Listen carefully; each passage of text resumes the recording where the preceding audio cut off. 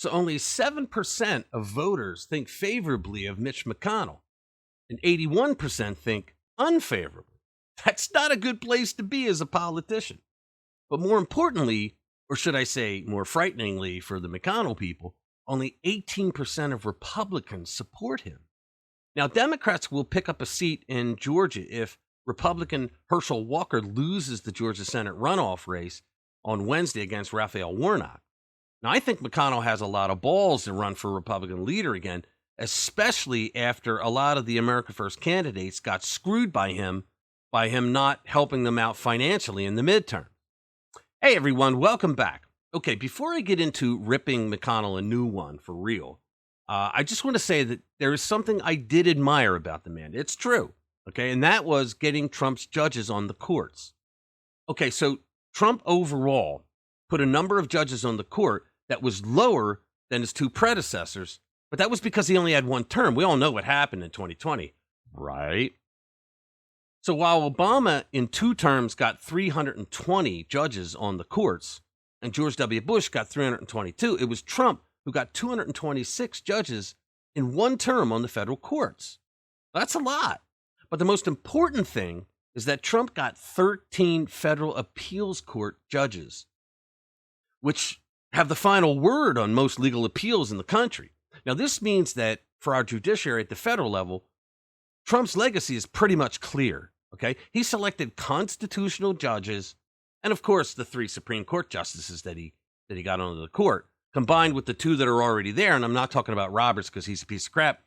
That makes for a very good constitutional court. And they've been showing it in the rulings that they've been making recently, and I'm not talking just about the Dobbs case. And we have to give McConnell credit for this because he's the one who got them through.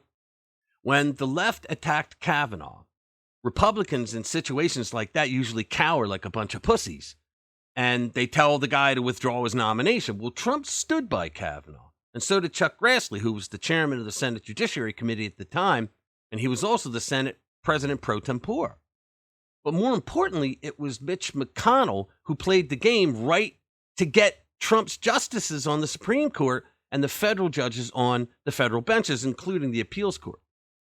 And that's because he knows how to play the game inside and out. Now, with that being said, McConnell has betrayed the America First movement. He threw money and support behind Lisa Murkowski in Alaska because she is a rhino establishment type who votes more times with Democrats, but she's a squishy, and McConnell knows that he can control her. The whole point of the MAGA movement and the America First movement was that Republicans are tired of being pushed around by the establishment types. The establishment types have spent decades creating their own little fiefdoms so that everything works out in their favor, and they get rich while they're supposed to be the servants of the people, and nothing ever happens to them because when anything goes wrong, just nothing ever happens because they're in the establishment, right? The America First movement was just that. They want politicians who believe that America comes before any globalist ideals, before immigration, before continuing wars in far-off countries right outside Russia. And as Trump once said, America First doesn't mean America alone. It simply means that we have to take care of Americans before we even think about taking care of other countries. The liberals get so incredibly pissed off when you talk about that, but the conservatives don't get upset at all when other countries do it, even if we don't like those other countries, because that's what a country is supposed to do. Like, how are you a country if you don't take care of your own people first? Now, for the liberals, for the Democrats, it seems like they have morphed into America last, especially the current Biden administration. So in the last couple of years of the Trump administration, McConnell had a much better favorability rating, as high as 31% in October of 2020. That's Joe Biden numbers, folks. Some Republicans are talking about the runoff election on Wednesday in Georgia between the radical leftist lunatic wokety woke Raphael Warnock and Republican Herschel Walker. Now, some Republicans are saying that they want to hold off the vote for Republican leader in the Senate, which is Wednesday, until after that runoff election, because it could harm McConnell. Because if Herschel loses, it is directly because of McConnell's leadership or his failure of leadership for Republicans in the Senate. If Walker loses, that means that the Democrats gain a seat and they'll be at 51 to 49. Amazingly, no other Republican has challenged him for the role. Ted Cruz, where are you? Well, maybe Cruz likes to be in the trenches fighting the good fight, while McConnell was happy to cast his votes and whatnot, but not sit on any committees and just do the actual hard work. Now, his hard work was done behind closed doors in the darkness. So I say that the Republicans should kick his rear end to the curb as far as leadership position in the Senate for Republicans, because he was the majority leader when the national debt went up $20 trillion. He did absolutely nothing to stop illegal immigration. Obamacare was passed under his Republican leadership, right? He didn't stop it. Trump was attacked his entire first term in office. And the only thing that you could give credit to McConnell for was that, sure, he was able to shore up the votes that were not there to remove Trump from office for doing absolutely nothing wrong during those 2 phony impeachments.